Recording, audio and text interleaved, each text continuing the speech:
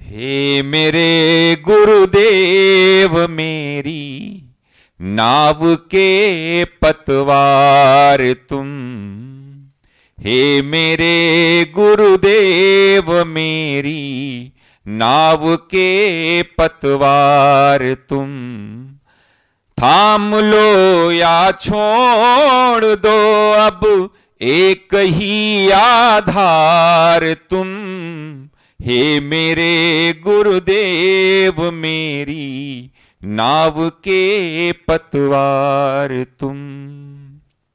मैं भटकता जा रहा था राह में बिल्कुल अकेले, मैं भटक यथा सौम्य मधुकृतो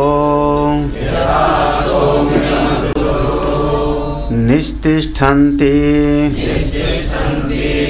नानात्यायानां वृक्षाणां रसान् समवाहरम् एकतां रसं गमयन्ति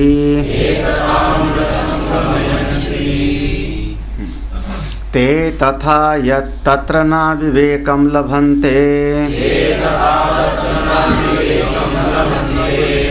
अमुष्यहं वृक्षस्य रसः अमुष्यहं वृक्षस्य रसः अस्मि इत्येवम् एव खलु सौम्य इमा सर्वा प्रजाः सति संपद्य न विदो सति संपद्यम् आह इति।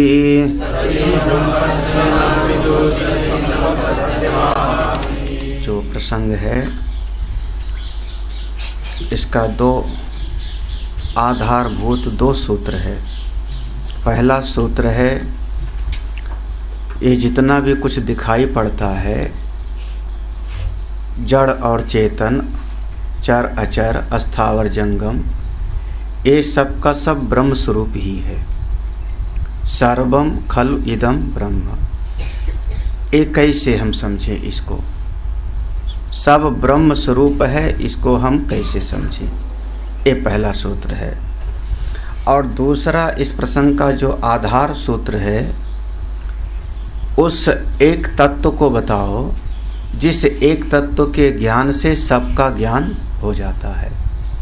येन अश्रुतम श्रुतम भवति, अमतम मतम, विज्ञातम अविज्ञातम भवति।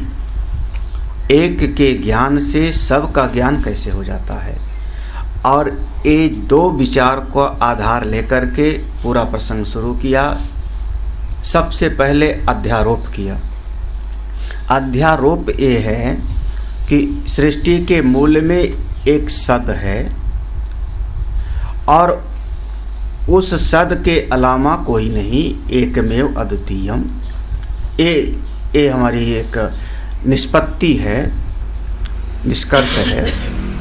और इसके बाद अध्यारोप शुरू हो जाता है कि उस सत ने ईक्षण किया, फिर उससे तेज बना, फिर तेज उपहित चेतन ने ईक्षण किया और उससे आप बना, फिर आप उपहित चेतन ने ईक्षण किया और उससे अन्न बना। और तेज, आप और अन्न, इन्हीं तीन चीज़ों से मिलकर के ये सब कुछ बना। और चूँकि इन्हीं तीनों चीज़ से मिलकर के सारा का सारा जगत बना, तो कारण हो गया वह सत, क्योंकि उसी ने ईक्षण किया, उसी ने विचार किया। और ये जगत में जितना भी नाम रूप बना तीन महाभूत के बाद, वो सब का सब कार्य हो गया। कोई भी कार्य अपने कारण से कभी पृथक नहीं होता। कार्य कारण के विवेक में चार चीज़ हम लोग, चार सूत्र देते हैं कि कार्य हेतु कारणम स्यात्। कोई भी कार्य अगर हमको दिखाई पड़ता है तो उसका कोई न कोई कारण अवश्य होता है। ये सब सिद्धांत वाक्य होते हैं। अगर एक वस्तु की उत्पत्ति दिखाई पड़ती है कार्य के रूप में बना हुआ कोई, तो उसका कोई न कोई कारण अवश्य होता है। दूसरी चीज़ होती है कि जिस समय कार्य बन जाता है उस समय भी वास्तव में कारण ही होता है। वाचारंभणम विकारो नामधेयम्। जैसे जिस समय घट बन गया उस समय भी वास्तव में मिट्टी ही है। जिस समय वस्त्र बन गया, चरखे पर सूत काता, फिर उसके बाद उसको खड्डी में ले जाके ताना बाना बनाया। वस्त्र बनने के बाद भी कार्य है वस्त्र, लेकिन कारण उसका कपास ही है, सूत ही है। तो जो कारण होता है वो कार्य में हमेशा व्याप्त होता है, अनुसूत होता है। ये सब मूल सिद्धांत हैं। कार्य का कोई न कोई कारण अवश्य होता है, कारण हमेशा कार्य में व्याप्त होता है। और तीसरी बात हम कहेंगे कि वास्तव में जो कार्य के रूप में दिखाई पड़ता है वो कार्य के रूप में कुछ है ही नहीं, कारण ही है। हाँ, वो कारण मात्र ही है, मिट्टी ही है, एक अलग से नाम और रूप में दिखाई पड़ने लगी तो हमने उसको घट कहा। ऐसे महाभूत ही हैं, एक अलग से नाम और रूप में दिखाई पड़ने लगे तो हमने पशु मनुष्य कहा, पुरुष स्त्री कहा। है वो केवल का केवल वो कारण ही उस रूप में अभिव्यक्त हुआ है और कुछ नहीं। और चौथी चीज हम कहेंगे कि कार्य में से कारण को अगर निकाल लें तो कार्य नाम की कोई चीज अवशिष्ट नहीं बचती। घड़े में से मिट्टी को निकाल लें तो घड़े नाम की कोई चीज नहीं बचता।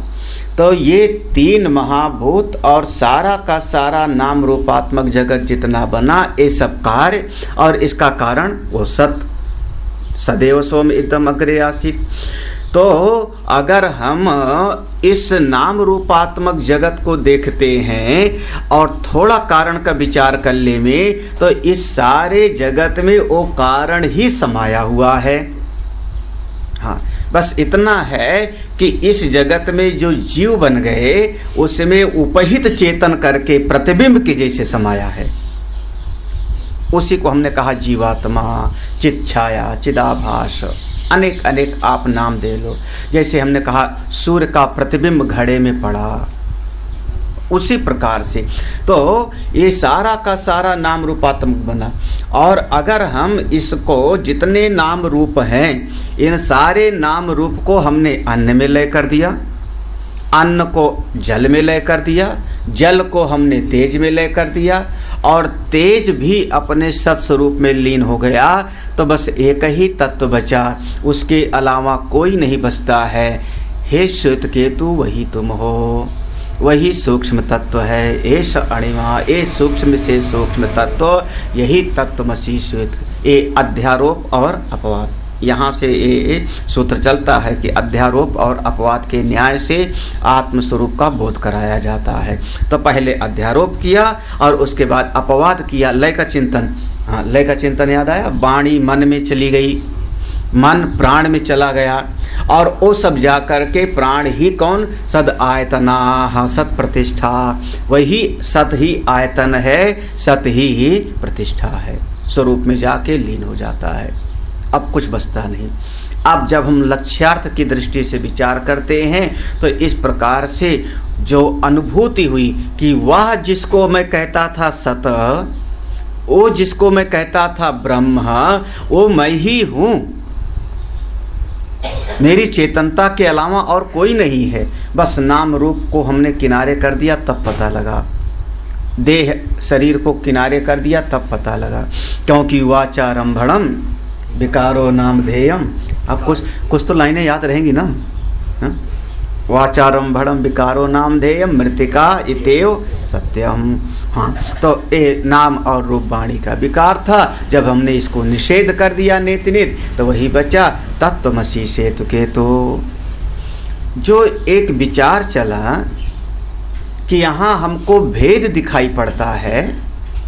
हाँ, मुख्य रूप से तीन प्रकार का भेद दिखाई पड़ता है इस जगत में, तीन तरह का, सजाति, विजाति और स्वगत। ये तीन प्रकार का भेद हमको दिखाई पड़ता है।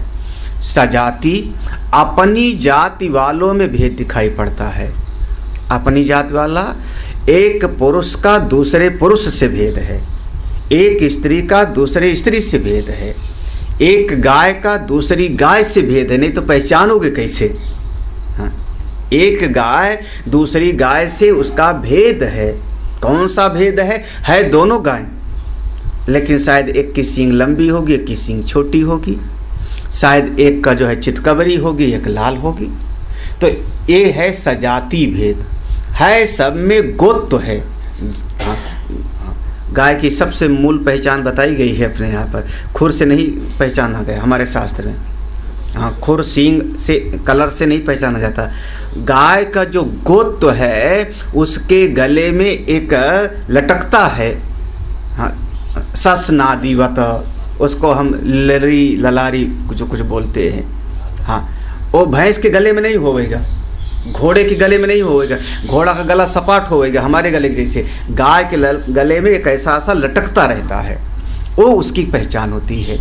तो नील गाय के गले में नहीं होगी वो। हाँ, इसीलिए वो घोड़े के जैसे सर उठा करके दौड़ती है। हाँ, नाम भले उसको गाय दे दो, उसके गाय उस नील गाय के गले में वो ललरी नहीं होती। तो गाय की हमारी पहचान है। कौन सी गाय? बोले जिसके गले में, लक्षण हमने दिया, जिसके गले में वो लटक रही है वो गाय है, ये पहचान हो गई, लक्षण। हाँ, लेकिन 10 गायें हैं और 10 गायों में एक भेद है। ये गाय बढ़िया, ये गाय लात मारती है, क्या हो गया? सजाती भेद। दूसरा भेद है विजाती भेद। गाय का भैंस से भेद है, भैंस का हाथी से भेद है, हाथी का हिरण से भेद है। भेद तो है, नहीं तो दोनों अलग अलग कैसे होते? तो दोनों की विजाति हो गई, दूसरी जाति हो गई ना। भाई आप लोग सब्जी खरीदने जाते हो तो भी, हाँ देखो, पहाड़ी आलू है कि देसी आलू? हाँ, ये भेद हो गया। कौन सा भेद है ये? गुड, बहुत बढ़िया। और आलू और शिमला मिर्च विजाति भेद। हाँ, सब जगह दिखाई पड़ेगा वो विजाति भेद। दो अलग अलग जाति में जो भेद है ये सब जगह दिखाई पड़ता है हमको। और तीसरा भेद है स्वगत भेद, स्व अपने भीतर भेद। हाँ, हमारी आँख कान से अलग है, दोनों मेरी है। स्वगत, स्व मैं हूँ, ये शरीर ही मैं हूँ मान लो, तो हमारे नाक हमारी जीवा से अलग है, हमारा पाँव हमारे हाथ से अलग है, यहाँ तक कि हमारी 2 उंगली बिल्कुल अलग अलग है। दोनों उंगली मेरी है, लेकिन फिर भी बाईं उंगली ए दाईं उंगली ए, दोनों में फर्क है। ज्योतिष वाले गिनते हैं कितना शंख है, कितना चक्र है। हाँ, ये क्या हो गया? स्वगत भेद। हाँ, तो 3 प्रकार का भेद हमको दिखाई पड़ता है इस पूरे के पूरे जो कार्य के रूप में परिणत हुआ है जगत। कार्य के रूप में जितना ये जगत परिणत हुआ है, इसमें 3 प्रकार का भेद दिखाई पड़ता है, सजातीय, विजातीय और स्वगत। लेकिन जिस समय हम लय प्रक्रिया से चिंतन करते करते अपने उस सत स्वरूप में पहुँचते हैं तो तीनों प्रकार का भेद समाप्त हो जाता है। जहाँ सद आयतना, सत प्रतिष्ठा, जब हम सत में प्रतिष्ठित हो जाते हैं तो सारा भेद समाप्त हो जाता है, तीनों प्रकार का भेद। हाँ, कैसे? नहीं समझ में आया? हाँ सुनो श्वेतकेतु, मैं तुमको बताता हूँ। उद्दालक ऋषि कहते यथा जैसे। हे सौम्य श्वेतकेतु, मधुकृता, मधुकृता, कृता माने बनाने वाला, कृत माने बनाने वाला। हाँ, जैसे कोई भी चीज़ को बनाने वाला, उसके लिए हम कहते हैं कृत। हाँ, भोजन कृता माने भोजन को बनाने वाला। हाँ, तो ऐसे मधुकृता, मधु को बनाने वाली। कौन मधु को बनाने वाली? मधुमक्खी। तो जैसे यथा सो में मधुकृता, मधुमक्खी, मधु को बनाने वाली, निस्तिष्ठन्ति नाना अत्यानाम, अनेक अनेक तरह के पेड़ों पर जाके बैठती है। वृक्षाणाम, बहुत तरह तरह के पेड़ों पर जाके बैठती है और वहाँ से उसके रस को अवहाराम खींच लेती है। हाँ, अब वह मधुमक्खी गेंदे के फूल पर भी बैठी, गुलाब पर भी बैठी, हाँ, दूसरे पेड़ पर भी बैठी थी और उसके फल को, उसके रस को वो आवहरम खींच लेती है। और एकता रसम गमयंती, और सारे रसों को ला करके अपने छत्ते में उसने रख दिया। एक ही पेड़ का रस नहीं होता, हाँ, और एक ही मधुमक्खी भी नहीं होती, हाँ, और मधुमक्खी का झुंड है, हाँ, हजारों लाखों में तमाम तरह के पेड़ से ले आई और वहाँ पर रख दिया। जैसे वहाँ रख दिया तो तब अब आप उसमें अलग करो, हाँ, अब अलग अलग करो कि एक गेंदे के फूल का जो है रस है और एक गुलाब के फूल का रस है, हाँ, कि ये नीम की पत्ती पर बैठा था, नीम के फूल का रस है कि किसी और का, तो आप अलग नहीं।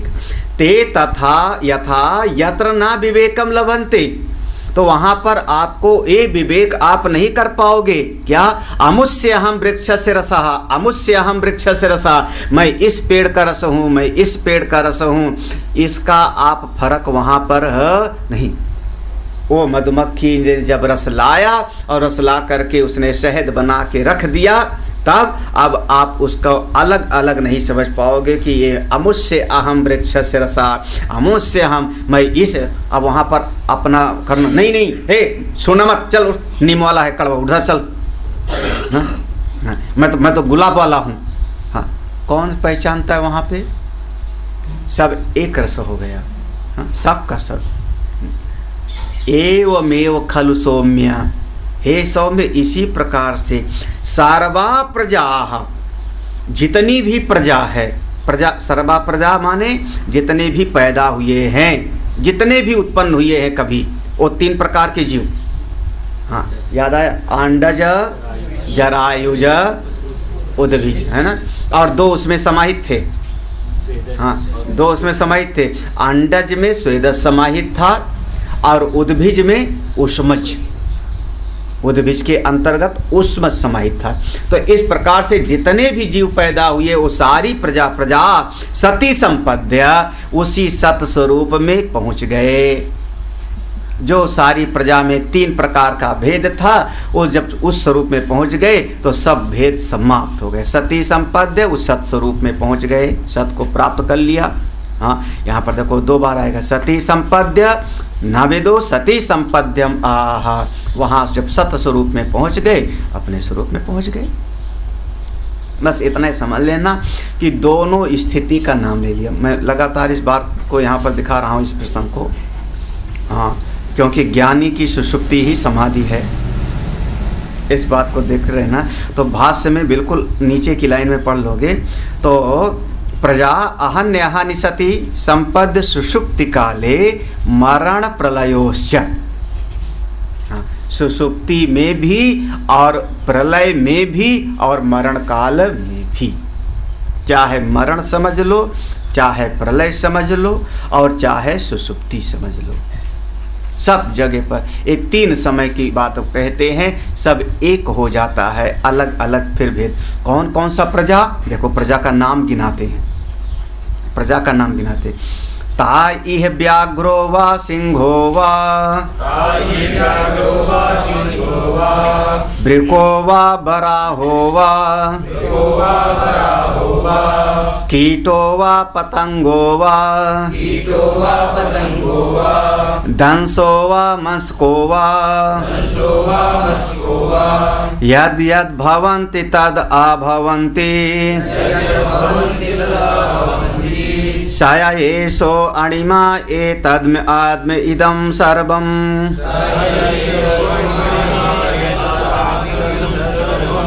साया एषो अणिमा एतद् आत्म्यम् इदं सर्वं, तत्सत्यं सयात्मा, तत्त्वमसि श्वेतकेतो, इति भूय एव मा भगवान् विज्ञापयतु इति तथा सौम्य इति होवाच। ता इह, देखो भेद दिखा रहे हैं क्या है। ता इह व्याघ्रो वा सिंहो वा, अब चाहे वो बाघ हो चाहे शेर हो, आप लोग तो फर्क पहचानते होंगे, बाघ कैसा होता है, शेर कैसा होता है, अच्छा अच्छा। तो व्याघ्र हो या सिंह हो, फिर वृको व बरा हुआ, वृक माने भेड़िया, अब भेड़िया होवे चाहे सुअर होवे, हाँ, बरा अवतार होवे, हाँ, फिर कीटो व पतंगो वा, हाँ, कीड़ा होवे या पतंगा हो। कीट माने जो उड़ नहीं सकता उसको हम कहते हैं कीट, और पतंग माने जो उड़ सकता है। कभी आप डाल पे देखो तो ऐसे ऐसे छोटे छोटे कीड़े चलते रहते हैं, छोटे छोटे कीड़े, हरा हरा पीला पीला सा, तो उसको हम कहते हैं कीट। जैसे हमारी जो चींटी है वो कीट की श्रेणी में आएगी, चींटी हमारी कीट की श्रेणी में आएगी, और जो तितली है वो पतंगा। तो कीटो व पतंगो व डांसो व मस्को व, वाह वाह क्या बढ़िया जो है पूरा का पूरा जो है, चाहे वो डांस होवे या मच्छर होवे, मशक माने मच्छर, वो मच्छर होवे या डांस। जो लोग गाय भैंस पालते हैं उनको पता होता है, गाय और भैंस को काटने के लिए बड़ा बड़ा होता है, हाँ आदमी को, अच्छा अच्छा अनुभव काटा होगा कभी, हाँ तभी तो, हाँ उसमें इतना एसिड होता है तेजाब जैसा कि जब आदमी के ऊपर बैठ जाए डंस मार देवे तो 2-3 दिन तक वो जैसे ततैया के काटने का उस तरीके का, उसको डांस बोलते हैं, बड़ा होता है। मच्छर वो बताने की जरूरत नहीं है, बहुत हैं आप। डांसो वा मस्को वा यद यद भवंती तद अभवंती, वो जितने भी आप, एक तो आपको एक उपलक्षण बताया कि जितने प्रकार के, इतना तो मैंने नाम लिया, बाकी जितने यद यद भवंत, यद यद माने जो जो आपको, हाँ अब इतने में समझना कि हाँ अब इसमें पुरुष भी स्त्री भी, पुरुष हो या स्त्री हो या नपुंसक हो, फिर या दैत्य हो देवता हो अथवा दानव हो, सब के सब जितने नाम रूप के भेद हैं, जहाँ जहाँ नाम रूप का भेद है वो सब का सब क्या हुआ, बोले तद आभवंती, सब उसी में जा कर के अभिनिवेश हो जाता है, एक हो जाते हैं, मिल जाते। जैसे सुषुप्ति में है, सुषुप्ति में गहरी नींद में हम जाते हैं और उसके बाद जग जाते हैं, उसके बाद जग जाते हैं, तो होता क्या है कि ये जो अंतःकरण रूपी जो हमारा एक भाव है,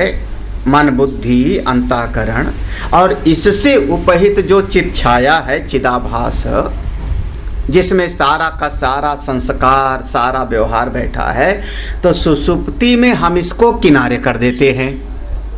जैसे कि हमने अपना वस्त्र किनारे करके गंगा जी में डुबकी लगाया, तो सुषुप्ति में अंतःकरण, इसी को क्या कहोगे, सुषुप्ति में जागृत में तीनों शरीर है ना, स्थूल सूक्ष्म कारण, स्वप्न में सूक्ष्म कारण, हाँ स्थूल शरीर नहीं है वहाँ पर ना, वहाँ नया कल्पित हो गया, और सुषुप्ति में वहाँ सूक्ष्म शरीर नहीं है ना, नहीं है पक्का, सुषुप्ति में सूक्ष्म शरीर है कि नहीं।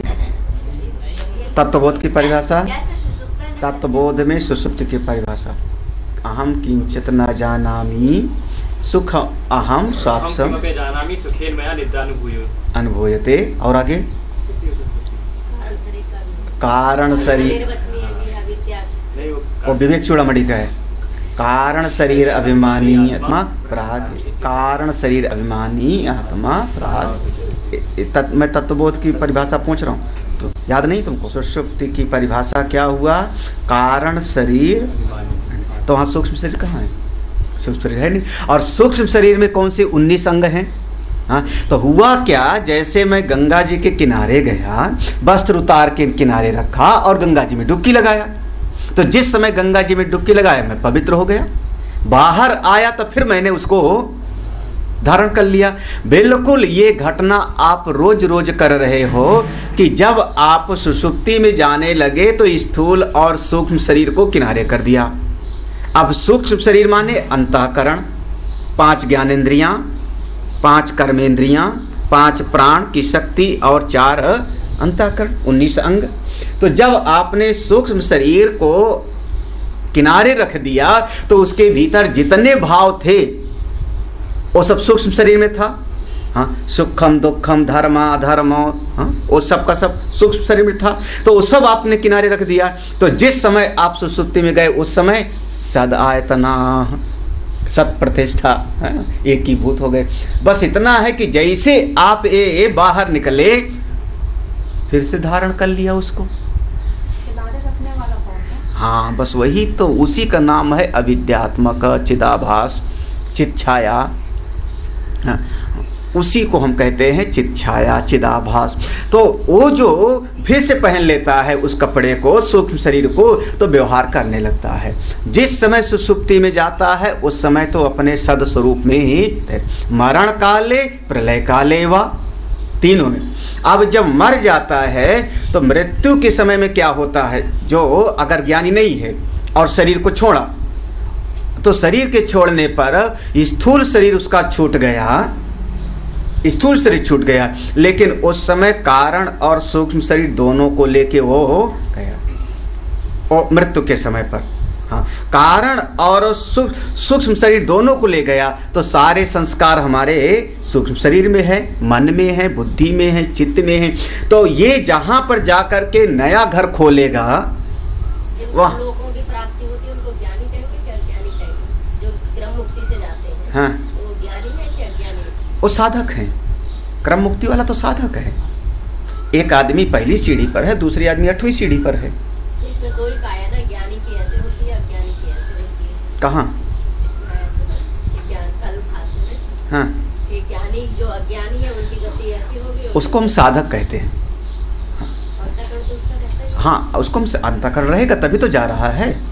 अंतःकरण नहीं होगा तो जाने का आप अध्याहार कैसे करोगे? अध्यारोप अपवादाभ्याम निष्प्रपंचम प्रपंचन्ते। तत्व की दृष्टि से कोई शब्द ही नहीं है, तो फिर तत्व की दृष्टि से तो अवधूत गीता फिर पढ़ें फिर हम। हाँ, ना वहाँ स्वसंवेद है और ना परसंवेद है। हाँ, तो तत्व की दृष्टि से तो कोई सत्संग भी नहीं बनता।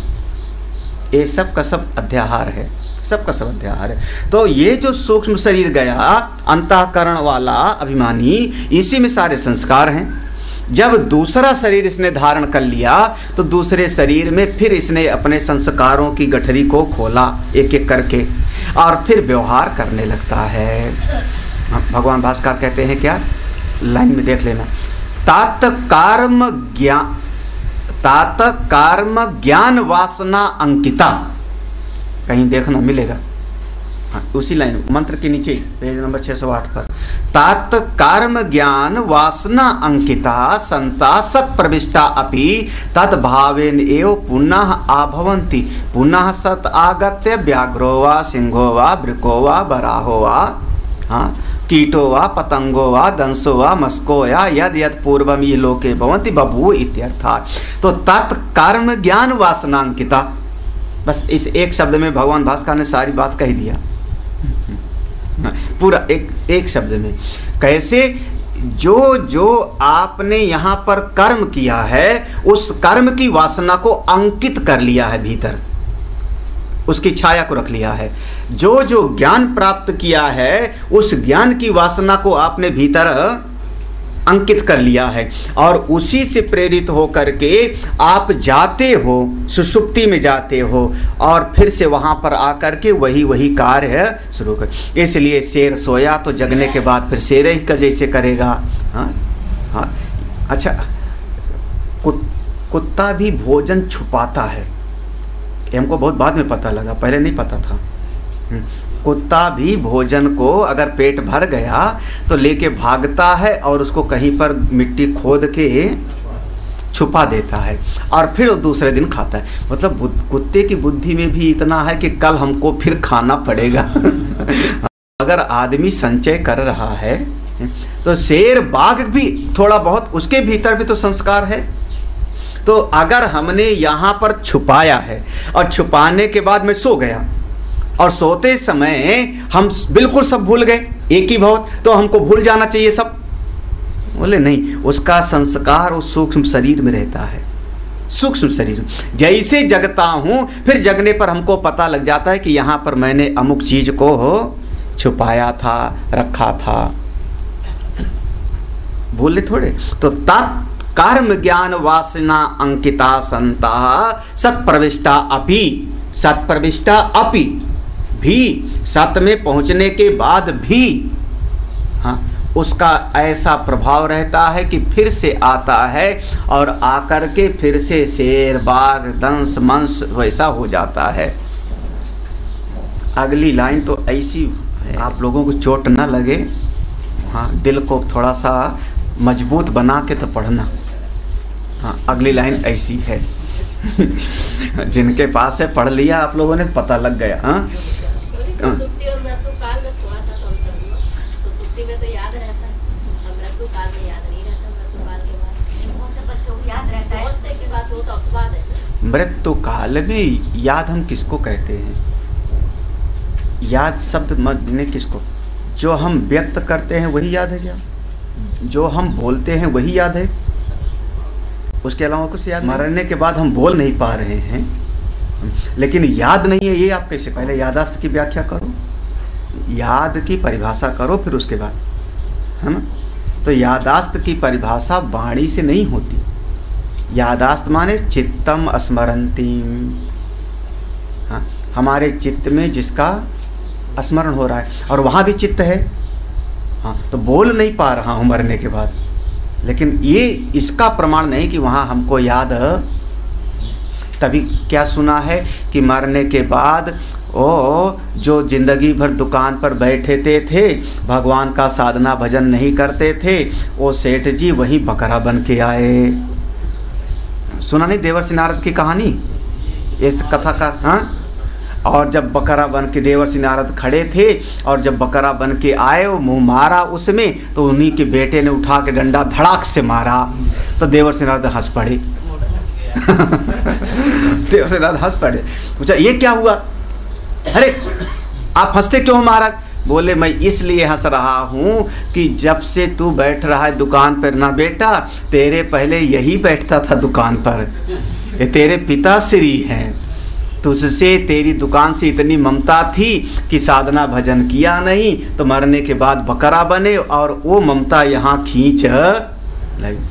हाँ, तो अब जब वो शरीर छूड़ा और बकरे के शरीर में गए, तो बीच में उनका याददाश्त तो रहा 13 दिन। फिर पुराण देखो, फिर पुराण में आओगे तो ज़्यादा क्लियर होगा। हाँ, इसीलिए कहते हैं वेद की व्याख्या पुराण है, उसको पुराण से समझना पड़ता है। फिर हमने कहा कि जब जीव शरीर छोड़ के जाता है तो 13 दिन तक वहीं आसपास रहता है। जो ममता है ना, धीरे धीरे कष्ट मिलता है उसकी ममता को। देखो देखो, जिसको मैंने इतना पढ़ा पाला पोसा वही जला रहा है मुझको।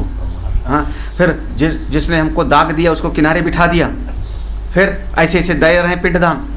जब ऐसा देख लेता है तब कम से कम माना जाता है वो ममता मिटने में 13 दिन लगती है। तो जब देख लेता है जीव की बस अब यहाँ पर ठिकाना नहीं है, तब बड़ी मुश्किल से रोता पीटता वहाँ से जाता है। तो कहा 13 दिन तक वो आसपास है उसके, और जो जलाता है उसको अलग से बिठा दिया जाता है, माना उसके आसपास है। हाँ, तो ये सब यादाश्त नहीं है ये नहीं कह सकते हो, यादाश्त को व्यक्त नहीं कर पा रहा ये कह दो। क्यों? क्योंकि उसके पास स्थूल शरीर और स्थूल इंद्रिय नहीं है ना। हाँ, तो तत्कर्म ज्ञान वासना बहुत बढ़िया शब्द है। हाँ, ये तो भाष्य में ही सारे रहस्य खुलते हैं, तत्कर्म ज्ञान। अच्छा, फिर आगे की बहुत बढ़िया बात, तदेव पुनः आगत्य, मरण के बाद गया फिर आया, फिर आया फिर गया, फिर आया फिर गया, फिर आया फिर गया। क्यों? क्योंकि बीच में सत्संग में गया नहीं, वो उपनिषद पढ़ा नहीं, ध्यान किया नहीं, तो आया तो किया क्या? बाल बच्चों को पालन पोषण किया। पक्षी भी पालता पोसता है, पशु भी अपने बच्चे का पालन पोषण करता है। बाल बच्चों का पालन पोषण किया। अरे मैंने 4 बच्चों को पाल करके बड़ा कर दिया, पढ़ा लिखा करके इसी में पड़ा रहा, और एक दिन राम नाम सत्य हो गया। फिर बोले फिर आया, फिर वही किया, फिर गया। तो ऐसे 1-2 नहीं, जुग सहस्र कोटि अंतरिता अपि सहस्र करोड़ युग, 1000 करोड़ युग, कैलकुलेटर फेल होगा आपका। हाँ, सहस्र युग कोटि। हाँ, अभी इतने वर्षों तक आप आते जाते रहो। संसारिणः जंतो या पुरा भविता वासना सा न नश्यति। जो पुरानी हमारी वो कर्म और ज्ञान की जो वासनाएं हैं वो न नश्यति, उसका नाश नहीं होता। भगवान भास्कर ने श्रुति का प्रमाण दे दिया। देखो हाँ, यथा प्रज्ञम ही संभवा, जिसकी जैसी प्रज्ञा होती है वैसे वो पैदा होता है। जैसी प्रज्ञा होगी वैसे। एक आदमी ने प्रशंसा किया, अमेरिका जैसा कोई शहर नहीं, सब सड़कें साफ सुथरी, नियम कानून का पालन। जब आवे अमेरिका से तो अमेरिका को गुड़गांव से शाम तक वारे अमेरिका, सब कुछ बढ़िया ठीक ठाक। हाँ, इंग्लैंड का गांव है या अमेरिका का या कनाडा का, लेकिन अपना देश खराब और वो देश का सब बढ़िया। ब्रह्म ज्ञान मिला नहीं, मुक्ति हुई नहीं और शरीर छूट गया तो कहाँ पैदा होंगे फिर वो अलास्का की पहाड़ियों हाँ, फिर आप अमेरिका में जाके पैदा हो, क्योंकि वही तुम्हारे चित्त में था ना, यथा प्रज्ञा, उस तुम्हारी प्रज्ञा में वो था, बुद्धि में वो था, तो तुम वहीं जाके पैदा हो जाओ, वहाँ जाके पैदा हो जाओ। फिर कोशिश करो कि ये जो हमारा बच्चा पैदा हुआ कब 18 साल का होए, पीछा छूटे, परेशान कर रहा है, वही ले जाता है आपका ये ही इति सुवर्चसयः। कौन ले जाता है वही फिर समझना पड़ेगा। लेकिन जाता है और आता है हजारों करोड़ युग तक, 2-4 ब्रह्मा मर जावे तो भी आपका ये आना जाना कौन, इसी का नाम है संसारिणः, संसरण, इसी का नाम आपका संसार, ये नहीं नष्ट होता। तो इस तत्व को जो समझ ले, कौन से तत्व को, साया एष अणिमा, साया एष अणिमा, ये सारी प्रजा नाम रूप वाली, ये बाघ सिंह दंश मंश जहाँ से पैदा होते हैं, ये सारी प्रजा जहाँ से पैदा हुई है वही वो सत स्वरूप, वो परम सूक्ष्म है और वही मैं हूँ। साया एष हाँ अणिमा एतद आत्म्यम। देखो ये जो ये महावाक्य है एक तरीके से, हाँ यहाँ पर अद्वैत का प्रतिपादन हो रहा है, इसको हम कहते हैं ब्रह्मात्मिक बुद्ध का। सा या एस, वो जो हमने बताया सत्य, सारे जगत का आधार नाम रूप का, वो सूक्ष्म से सूक्ष्म है। एतद आत्म्यम इदम, वही अपनी आत्मा से वो अलग नहीं है। इदम सर्वम तत्सत्यम, ये जो मैं आपको बता रहा हूँ यही सत्य है। श्वेतकेतु तत्त्वमसि, तुम वही हो, क्योंकि वो जो सत्य है तुम्हारी आत्मा से अलग नहीं है। इसलिए जैसे घटाकाश महाकाश से अलग नहीं है, केवल दीवाल का भेद था, ऐसे तुम वही हो, तत्त्वमसि। उसने कहा पिताजी नहीं समझ में आया, फिर से बताओ हमको, भूय एव, फिर से समझाओ। कोई बात नहीं, फिर से समझाते हैं। हमारी श्रुति भगवती को कभी आलस नहीं होता। एक बात को समझाने के लिए हम 25 बार भी समझा सकते हैं। भगवान भास्कर कहेंगे श्रुति भगवती को कभी आलस नहीं होता। अगला मंत्र पढ़ते हैं, अगला खंड। इमा सौम्य नद्या पुरस्तात् प्राच्या स्यन्दते पश्चात् प्रतीच्यस्ता समुद्रात् समुद्रमेवा पियन्ति सा समुद्र एव भवति ता तथा तत्र न विदो इयम् अहम् अस्मि इयम् अहम् अस्मि इति एवमेव खलु सौम्य इमा सर्वा प्रजाः सत आगम्य न विदो सत आगच्छम् आह इतिह।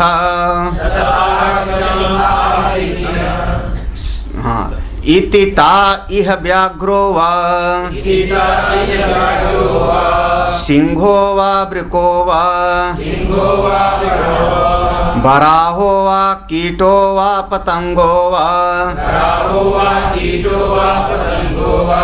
दंसो वा मस्को वा यद यद भवन्ति तद आभवन्ति साया येषो अणिमा एतद आत्म्यम इदं सर्वं तत्सत्यं स आत्मा तत्त्वमसि श्वेतकेतो इति भूय एमा भगवान् विज्ञापयतु इति तथा सौम्य इति होवाच। अब दृष्टांत लिया नदियों का समुद्र से, दृष्टांत का परिवर्तन है। अब इस दृष्टांत का जो परिवर्तन है, देखो क्या, इमा सौम्य नद्या, हे सौम्य यह जो नदी है, इमा सौम्य नद्या ये नदी है, ए पुरस्तात प्राच्या सदनते, एक कुछ नदी ऐसी है जो पूरब की तरफ बहती रहती है। पूरब की तरफ कौन सी बहती है भाई? हमारी गंगा जी मान लो। हाँ, गंगा जी हमारी ठीक है उत्तर से निकल रही हैं, उत्तर से निकल रही हैं हमारे उत्तराखंड से, लेकिन बहते बहते थोड़ी दिशा बदल जाएगी और बरेली के बाद में ये और इलाहाबाद के बाद तो पूरे पूरब की तरफ हो जाएंगी पूर्ववाहिनी, फिर उधर से सीधे पटना की तरफ होती हुई और गंगा वो पूर्ववाहिनी हो गई, क्योंकि गंगा सागर और बंगाल पूर्ववाहिनी हो गई पूरब की दिशा में। कुछ ऐसी होती हैं जो पश्चात प्रतीच्या पश्चिम दिशा की तरफ बहती हुई, पश्चिम की दिशा की तरफ बहती बहती किसी दूसरी नदी में मिल जाती है, दूसरी नदी से फिर आकर के तीसरी नदी मिल जाती है और अंत में समुद्र एव भवती, सब समुद्र मिल जाती है। हाँ, पश्चिम दिशा में बहने वाली बहुत सारी हैं। हाँ हाँ घोट नर्मदा, हाँ बिल्कुल नर्मदा, ताप्ती, हाँ ताप्ती, जम्मू वगैरह की तरफ जो बहुत सारी नदियाँ इधर से उधर, हाँ कोई इधर बहती कोई इधर बहती है। अब इसको ये मत कहना बस पूरब पश्चिम ही कहा है, उत्तर भी बहती है, दक्षिण भी बहती है, बहुत सारी नदियाँ, कोई इधर बहती है कोई उधर बहती, लेकिन सब घूम फिर करके जाएंगी कहाँ पर? समुद्र एव भवती। जब समुद्र में चली गई तत्र ना विदुहु, समुद्र में जाके मिल गई। अब उनसे पूछो आइए आइए यमुना जी, बोले मैं नहीं जानती कौन हूँ यमुना। यम अहम अस्मि, यम अहम, ये मैं हूँ, ये मैं हूँ। समुद्र में अभी कहने के लिए वो नहीं रहती कि मैं नर्मदा हूँ, कि मैं कावेरी हूँ, कि मैं समुद्र में चली गई तो पूछो यम गंगा, यम जमुना, यम नर्मदा, बोले ना विदु, सब एक हो गई।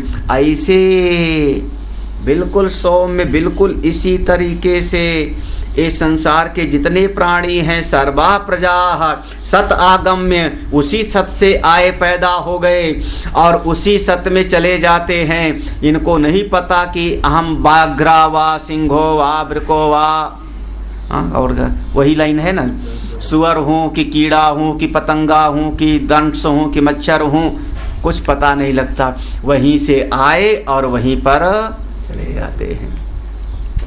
जहाँ चले जाते हैं वो कौन है? जहाँ चले जाते हैं वही साया एस अणिमा, वही सूक्ष्म तत्व है, वही तुम्हारी आत्मा है। आत्म्यम इदम सर्वम, वही तुम्हारी आत्मा है। हे श्वेतकेतु तत्त्वमसि, तुम ही वो तत्व हो, तुम्हारा ही वो स्वरूप है, ऐसा समझो। इस प्रकार से समझ लो। देखो दो दृष्टांत हो गया, याद होना चाहिए। पहला दृष्टांत था शहद का, है ना, दूसरा दृष्टांत हो गया नदी और समुद्र का। गुरुदेव ऐसा भी है कि बिना प्रयत्न के भी हम लोग अपने स्वरूप में पहुंच रहे हैं। हाँ गुड, बहुत बढ़िया।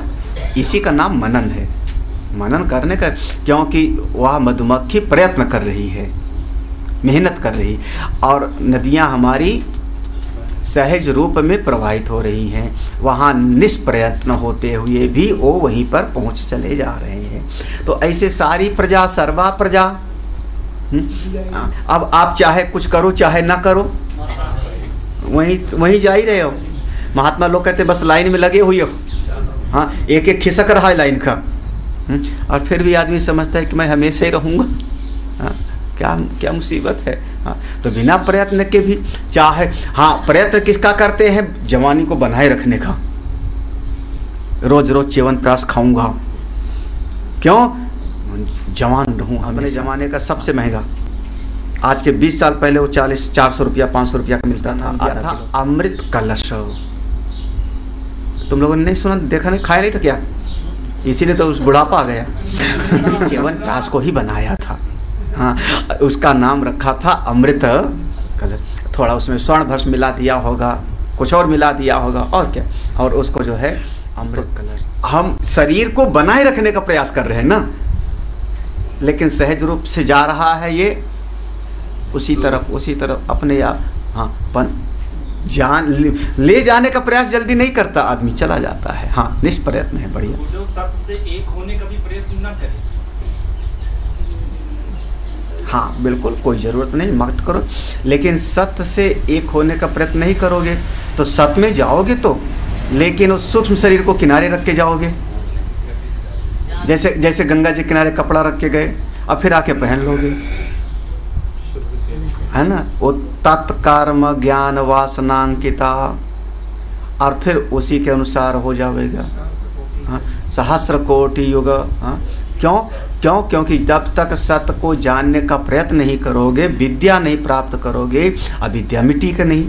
अविद्या मिटेगी नहीं तो जो चित छाया रख करके बना हुआ है चिदाभास, वो ज्यों का त्यों रहेगा। जिसको हम जीवात्मा कह रहे हैं, चिदाभास कह रहे हैं, चित छाया कह रहे हैं, वो ज्यों तक का त्यों बना रहेगा। ज्यों का त्यों बना रहेगा तो आप सूक्ष्म शरीर को तो रख के चले गए, हाँ, लेकिन फिर से आके उसको ओढ़ लोगे। इसलिए विद्या के लिए प्रयत्न हमको करते रहना है। फिर से भूयेयो, नहीं समझ में आया गुरुजी, फिर से समझाओ। कोई बात नहीं, फिर से समझाता हूँ। अस्य सोम महतो वृक्षस्य यो मूले अभ्यहन्यात् जीवन स्रवेद्यो मध्ये अभ्यहन्यात् जीवन स्रवेद्यो अग्रे अभ्यहन्यात्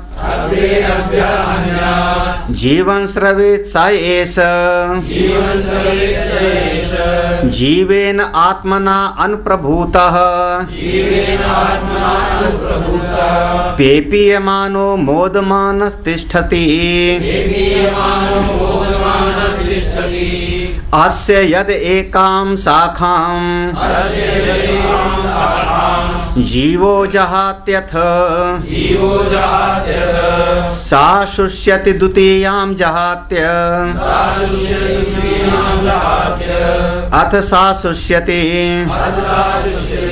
तृतीयां जहाति अथ सा शुष्यति सर्वं जहाति सर्वा शुष्यति। इतना आस्य सौम्य। अब देखा जहाँ गुरुजी बैठे हैं और शिष्य महाराज थोड़ा हाँ समझने की कोशिश कर रहे हैं। जो समझने की कोशिश करता है उसके चेहरे पर थोड़ा तनाव होता है। हाँ, थोड़ा समझ में आया, थोड़ा समझ में नहीं आया, थोड़ा तनाव। हाँ, तो अब नहीं समझ में आ रहा, फिर से बताओ। अच्छा, पेड़ देखो सामने, महाताप वृक्ष, बहुत बड़ा कोई पेड़ था, बड़ा सा पेड़ है। हाँ जी गुरुजी, पेड़ है। कोई व्यक्ति यहाँ जो कोई मूले अभ्यहन्यात्, इसकी जड़ में कुल्हाड़ा मारे तो एक कुल्हाड़ा मारे, जड़ में एक कुल्हाड़ा मारा, अभ्यन्यात् तो होगा क्या, जीवन स्रवेद्यो। इसके वहाँ जहाँ कुल्हाड़ा मारेगा वहाँ से रक्त स्राव होगा, गोंद निकलेगा, उसका रस निकलेगा, लेकिन पेड़ मरेगा नहीं। एक कुल्हाड़े में नहीं मारेगा, एक, क्योंकि महता वृक्ष बड़ा पेड़ है। अच्छा, कुल्हाड़ा बीच में मारो, मध्य भाग में एक कुल्हाड़ा मारो, तो बीच भाग में एक कुल्हाड़ा मारोगे तो वहाँ से जीवन स्रवेद, वहाँ से गोंद रस निकलेगा, वो सूखेगा नहीं। फिर अग्रे अभ्यन्यात्, ऊपर की तरफ एक कुल्हाड़ा मारो तो चाहे मूल में मारो, चाहे मध्य में मारो, चाहे ऊपर मारो, तो वहाँ से वहाँ से स्रवेद्या, जीवन उसका वो जीवन स्रवेद होता है, वह मरता नहीं है। जीवेन आत्मना अनुप्रभिता, क्योंकि सब में वो अपना आत्म स्वरूप से अनुव्याप्ता सब में व्याप्त है, मूल में भी, मध्य में भी और ऊपर के हिस्से में भी, सब में आत्म रूप से व्याप्त है। इसलिए वह पेड़ मरता नहीं है, सूखता नहीं है, बल्कि धीरे धीरे फिर से वो पेड़ पृथ्वी से रस ले करके और फिर से वो अपने घाव को भर ले। आपका शरीर भी ऐसे है। हमारे डॉक्टर लोग बताते हैं कि अगर हम अपने शरीर में कहीं पर चोट लग जावे तो खून भी निकलता है। और हमारे शरीर में एक सिपाही होते हैं, उनको हम कहते हैं WBC। हाँ, सफ़ेद सफ़ेद दिखाई पड़ते नहीं, जब खून देखता हूँ तो लाल ही दिखते हैं। हाँ, लेकिन उसमें एक होता है। हाँ, तो वो शरीर का जो ऐसी रासायनिक प्रक्रिया होगी कि वो तुरंत उस सफ़ेद वाले सिपाही को दौड़ाएगा, जाओ वहाँ से खून बह रहा है, उसको रोको, उसको रोको, घाव ठीक करो। अब तो बताओ, तो अब वो सब के सब आ गए वहाँ पर सैनिक। हाँ भाई, सब आ जाते हैं, CRPF भी आ जाती, पुलिस भी आ जाती है। हाँ, शरीर के सब आ गए। तो एक ने वो घाव के खून बहने को रोकने की कोशिश किया। हाँ, और दूसरा वो रक्षा के लिए बाहर से कोई जो है इन्फेक्शन वाले जीव हो ना आ जाए, वाइट ब्लड सेल्स, वो काम वहाँ सफ़ेद सफ़ेद भर गया। हमको लगता है देखो पीप आ गई, हाँ, मवाद आ गया। हाँ, जबकि वो हमारे ही शरीर के रक्षक तत्व थे। अब वो सूखने लगे तो हमने कहा मवाद है भी। हाँ, ऐसे पेड़ का भी, आपका शरीर पेड़ से ज़्यादा कुछ नहीं है, ये भी पेड़ है, उल्टा पेड़ है।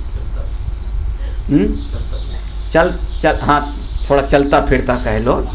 हाँ, चलता फिरता पेड़ है, उल्टा पेड़ है। क्या है? बोले ये जो तुम्हारे सिर में लाखों लाख है ना, ये उसकी जड़ें हैं, है ना? ऐसे नहीं है, उलट दो जरा सा पेड़ को तो ये जड़ें जैसी लग रही हैं। अच्छा, बहुत बढ़िया। फिर जैसे पेड़ का तना होता है तो उसमें 2 शाखाएं निकलती हैं, ऐसे बगल से। हाँ, 2 शाखाएं निकल गई। तो अब आप उलट दो तो हमारे एक धड़ हो गया, तो यहाँ पर 2 शाखाएं निकल आई। हाँ, ये 2 शाखाएं हो गई। फिर उन शाखाओं में से छोटी छोटी शाखाएं निकली, तो ये क्या हो गई? शाखाएं हो गई। राम राम, क्या उल्टा पेड़ हो आप। और आज तक इस बात पर विचार होता है कि कैमरे में असली छवि बनती है कि नकली आपकी। हाँ, एक कहावत है ना, मशीन तो झूठ नहीं बोलती, मशीन तो झूठ नहीं। तो कैमरे में जो आपकी असली फोटो आती है वो आपकी असली तस्वीर है। असली तस्वीर आपकी कैमरे में आती है। आप लोगों को याद नहीं है, निगेटिव लिया करते थे कभी कभी दुकान वाले से, कैसा होता था वो? वैसे तुम हो।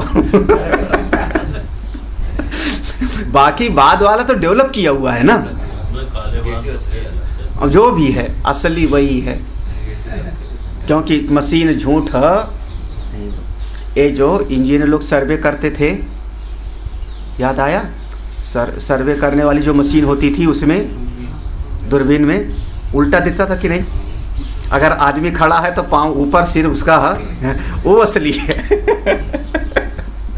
वो असली है। मतलब आप कैसे हो? जो दिखाई पड़ता है उल्टा। नहीं पक्का हो रहा है? हाँ, फिर देखो, अभी 2 दिन से पढ़ रहे हो, 2 दिन से उस बात पर ध्यान दिया जा रहा है आपका कि हमारा मन आँख के माध्यम से वृत्ति बन के बाहर निकला, ठीक है ना? और वृत्ति जाकर के वस्तु को व्याप्त किया। यहाँ तक बिल्कुल सही है ना? अब उसके बाद वो वृत्ति परावर्तित हो रही है। तो जब परावर्तन हो रहा है तो उल्टा हुआ कि नहीं हुआ? हाँ, परावर्तन हुआ ना। मतलब जैसा हमने देखा, वृत्ति ने जैसा देखा, अब परावर्तित हुआ। परावर्तित हुआ तो हमारे आँख के भीतर उसकी छवि बनी। हाँ, अब उस आँख की छवि को भीतर जो है रेटिना और अंदर जाकर के विश्लेषण किया, तो हमने कहा हाँ मैंने जान लिया। कहा जाना? जो वो परावर्तित होके आया था ना, उल्टा होके आया था। भाई शीशे में परिवर्तित हुआ, हमारा परावर्तन हुआ। शीशा हमारे शरीर को रिफ्लेक्ट कर रहा है। परावर्तित कर रहा है। तो जहाँ दायां कान है वहाँ कौन सा कान होगा? वाह वाह ये बात तो जम गई, क्योंकि रोज रोज देखते हैं ना, तो उल्टा हो गया ना। तो जो देख रहे हो कैसा देख रहे हो, सब उल्टा। नहीं जम रही बात, जमाओ, विचार करो, बैठ के कमरे में चिंतन करो, इसी बात पर मनन करो, जो देख रहे हो सब। अच्छा, जब हमारी वृत्ति व्याप्ति हुई, उसके बाद वो परावर्तित होके आया, फिर हमने विश्लेषण किया, तो बीच में कुछ तो समय हुआ ना, चाहे भले 0.001 माइक्रोसेकंड का फर्क पड़ा हो, हाँ, कुछ तो फर्क हुआ समय का। हाँ, वो जो समय का फर्क हुआ, उतने समय में उस सामने वाली वस्तु बदल गई कि नहीं? क्योंकि वस्तु क्षण क्षण में, क्षण प्रध्वंसी, इसको हम कहते हैं वस्तु का क्षण प्रध्वंसी, क्षण क्षण में बदल रही। तो जब वृत्ति व्याप्ति हुई और जब वो वापस आई, जब हमारी बुद्धि ने विश्लेषण किया कि मैंने जाना, तब तक तो सामने वाली वस्तु बदल उसके शीर्ष बदल गए, उसके तत्व बदल गए। तो आपका जितना ज्ञान है सब झूठा है ना, सारा का सारा। यहाँ वाचारम बड़म विकारो नाम दे अमृतिकाय। हाँ चलिए, तो पेड़ के जड़ में मारो कुल्हाड़ी तो श्राव होता है। कभी आप चीड़ के जंगल में जाओ तो देखने को मिलेगा आपको, जहाँ पर चीड़ के पेड़ हैं बड़े बड़े, हाँ, चीड़ के पेड़ में लोग जो है वहाँ का तेल निकालते हैं। चीड़ का बहुत गर्म होता है, बहुत गर्म होता है, लगभग ये जो है घुटने उठने के उसमें वो तेल काम आता है। हाँ, तो उसमें उसको ऐसा काटते हैं वो लोग, छीलते हैं, छील करके और वहाँ पर ऐसे लगा देते हैं, और उसमें श्राव होता है।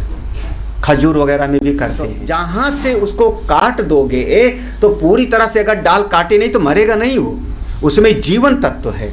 वो जीवन तत्व क्या करता है, वो श्राव करके और उसके घाव को भरने की ही कोशिश।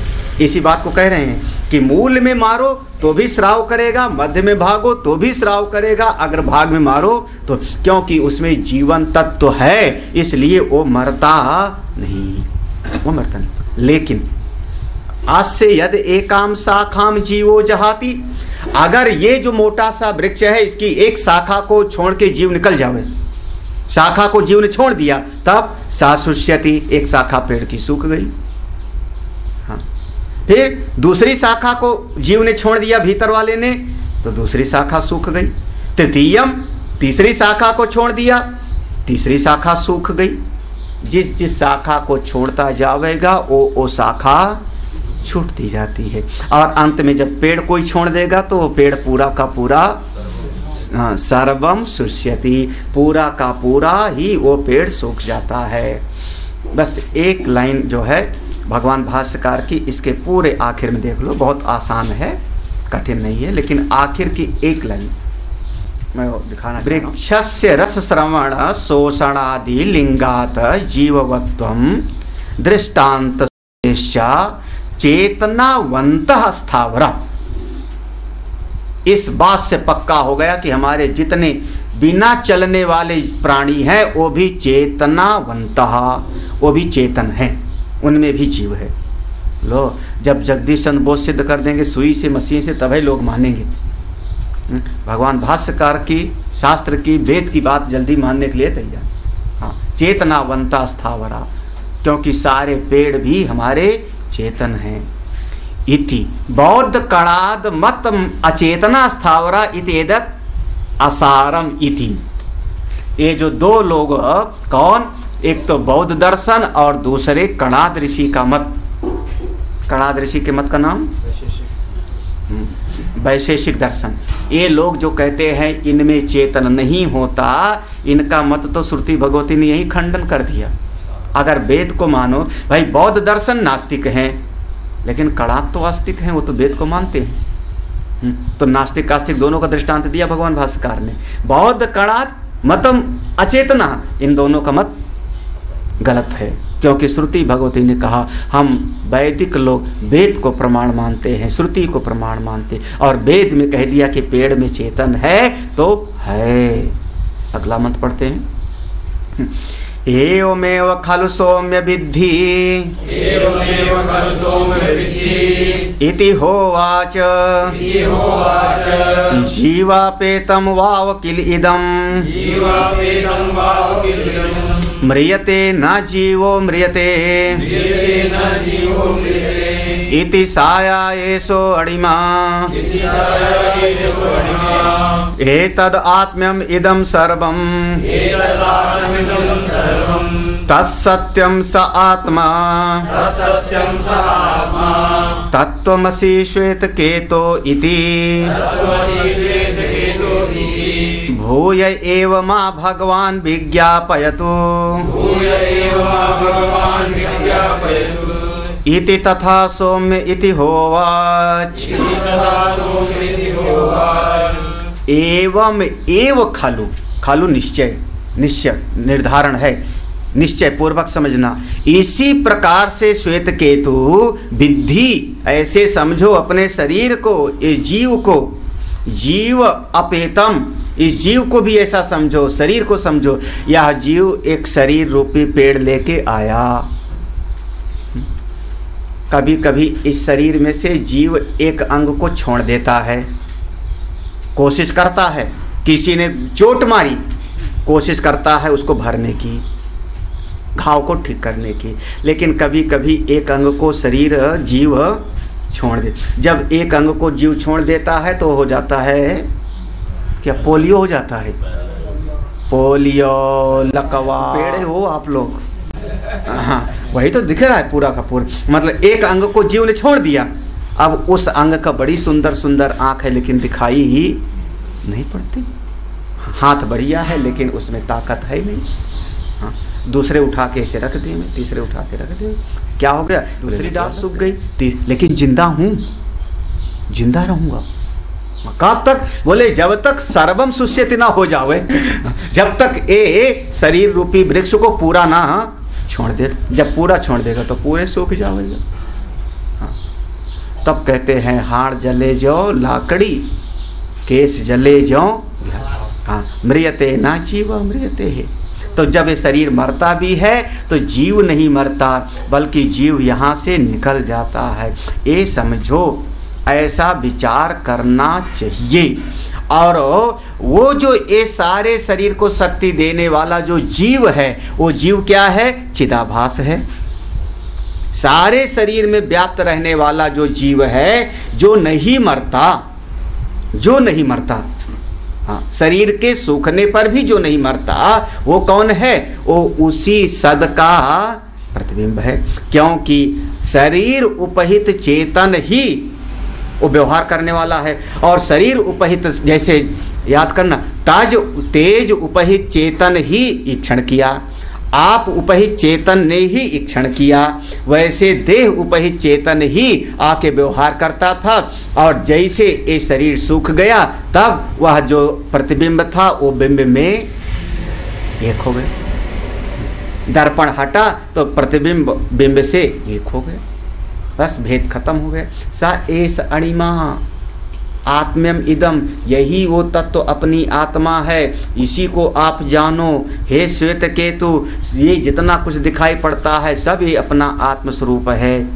तत्वमसि श्वेत केतु, तुम वही तत्व हो, ऐसा निश्चय करो, इसी प्रकार से विचार करो। भगवान भास्कर एक शब्द कहते हैं, कार्य शेषे च सुप्ता उत्थितस्य मम इदम कार्य शेषम अपरिसमाप्तम इति स्मृत्वा समापन दर्शनात्। कार्य शेषे, भाई जैसे कि आप नींद में, जैसे नींद में आप लेट गए और लेटने के बाद सो गए और कुछ काम बाकी रह गया था, तो कहा ठीक है आधी चिट्ठी लिख लिया है, आधी चिट्ठी थोड़ा आराम कर लूँ फिर लिखता हूँ। हाँ, इतना काम कर लिया हूँ, थोड़ा आराम कर लूँ फिर करता हूँ, और बीच में सो गए, कार्य शेष रह गया। तो जगने के बाद जो काम छोड़ा था वही आप फिर करोगे, क्योंकि उसका संस्कार इस सूक्ष्म शरीर में था। कार्य शेष था, तो फिर जगने के बाद में फिर से वही तुम काम करोगे। स्मृत्वा समापन, स्मरण में आएगा और वही करना शुरू कर दोगे जहाँ से छोड़ा था। उसी प्रकार से हाँ, संस्कार कैसे पड़ा था, जात कर्म ज्ञान, ऐसे था क्या, भूल गए मैं अभी भी, कर्म ज्ञान कर्म ज्ञान वासनांकिता। देखो, हाँ देख लो, हाँ, याद थोड़े, जब हमें को याद नहीं था तो तुमको कैसे हो। कर्म ज्ञान वासनांकिता, हाँ, वैसे ही इस सूक्ष्म शरीर का व्यवहार होने लगता है। अब जो हेतु दिया है आगे, उस हेतु को देखो, हाँ, कैसे जो हेतु दिया है ये अकाट्य हेतु है। अकाट्य हेतु, जात मात्राणाम च जंतु नाम। जैसे एक बच्चा पैदा हुआ, जात मात्राणाम जिस समय पैदा होता है, अभी उसको हमने कुछ सिखाया नहीं, अभी उसको पढ़ाया नहीं, अभी उसको मैंने कोई ज्ञान नहीं दिया, काखा गाघा का बोध, अभी जात मात्रा जैसे पैदा हुआ बच्चा, वैसे स्तन्य अभिलाषा, वैसे वो माँ के स्तन को दूध पीने की इच्छा हो गई उसको। हाँ, किसी बच्चे को दूध पीना सिखाते हैं क्या दाइयाँ? स्तन को बच्चे के मुंह में लगाया, बच्चा दूध अपने आप पीने लगता है। कैसे पीने? वही तो बताना चाह रहे हैं। जब आप कहो कि बिना सीखे कुछ नहीं होता, तो फिर ये भी क्योंकि पूर्व के कर्म ज्ञात की वासना, स्तन अभिलाषा, भयादि दर्शनात् है, चौंकता है बच्चा। हाँ, चौंक पड़ता है कभी कभी। हाँ, कहते हैं लोग, कहते हैं नज़र लग गई, है ना, चौंक पड़ रहा। हमारा चाहे जितना वेदांती वेदांती हो हैं, हाँ, भला करे भगवान वेदांतियों से, नज़र उतारने के लिए तैयार। हाँ, बच्चा रोने लगे, नज़र उतारने के लिए तैयार। हाँ, लाओ मिर्ची नो लाओ। हाँ, अभी भी नज़र उतारी थी। हाँ, लो, यही तो असली ब्रह्म विद्या है महाराज, आपको ये भी आता है, बताओ। तो अब तुम, ये भी बच्चा चौंक पड़ा, भयभीत हो गया। क्यों भय हुआ उसको, कहाँ से? अभी तो उसको पता नहीं कि सांप काटता है कि शेर खाता है, उसको तो कुछ पता नहीं। बोले पूर्व के यादाश्त से, पूर्व का यादाश्त आ गया। भयादि दर्शनाचार, अतीत जन्मांतर अनुभूत स्तन्यपान दुख अनुभव स्मृतिर्गम्यते, वो सब अतीत का लेके आता है। ऐसे बहुत सारी चीज़ें अतीत के आए हुए हैं भैया, इसलिए ये सूक्ष्म शरीर खत्म नहीं होता, सूक्ष्म शरीर आता जाता रहता है। कब तक? जब तक अविद्या रानी बैठी रहती है, तब तक। अविद्या मिटे, कामना मिटे, कर्म मिटे, अविद्या काम कर्म मिटे, तभी आत्मस्वरूप में उस तत्व की अनुभूति हो जाएगी। तत्वमसि श्वेत केतु, हे श्वेत केतु तुम वही आत्मा हो। ओम पूर्णमदः